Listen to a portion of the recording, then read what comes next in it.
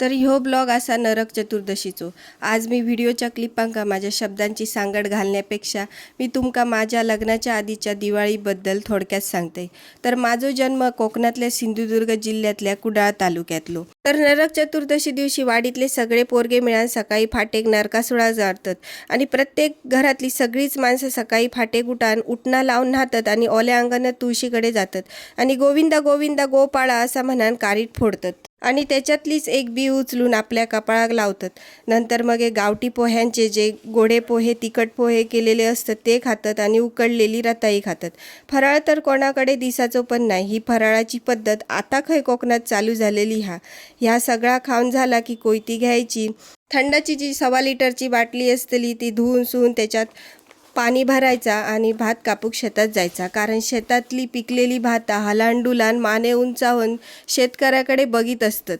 वसुबारस, धनतेरस हे सण तर लग्नाच्या आधी माझ्यासाठी फक्त कॅलेंडरवरचे सण होते.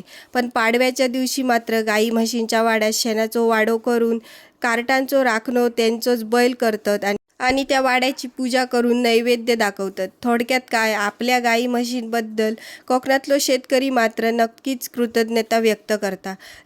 लक्ष्मीपूजना दिवशी छोटी मोठी अशी पूजा करतात आणि ती पण प्रत्येकच घरात नसता, काही मोजक्याच घरांमध्ये लक्ष्मीपूजन करतात. भाऊबीजेच्या दिवशी जशी सगळी जण भाऊबीज करतात तशीच करतात, पण ह्या दिवशी मात्र बहीण भावाक गिफ्ट देता. पण लग्नानंतर मात्र ह्या सगळ्या पद्धतींमध्ये जमीन आसमानचा फरक पडलो. दिवाळी म्हटली की साफसफाई इली, फराळ इलो, नवीन कपडे, रांगोळी, पणत्यांची खरेदी, फटाक्यांची खरेदी.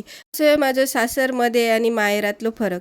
तुमच्या पण सासरी माहेरी असोच फरक काय कमेंट करून नक्की सांगा. तर उद्या लक्ष्मीपूजन आणि माझा ऑफिस पण आणि माझ्या सासरी सणासुदींका पुरणाचं जेवण बनवतात. त्याच्यामुळे मी आजच पुरण बनवलंय आणि उद्याच्या लक्ष्मीपूजनाची थोडीफार तयारी पण करून ठेवले. चला तर मग आजच्या पुरती इतकेच गजाली.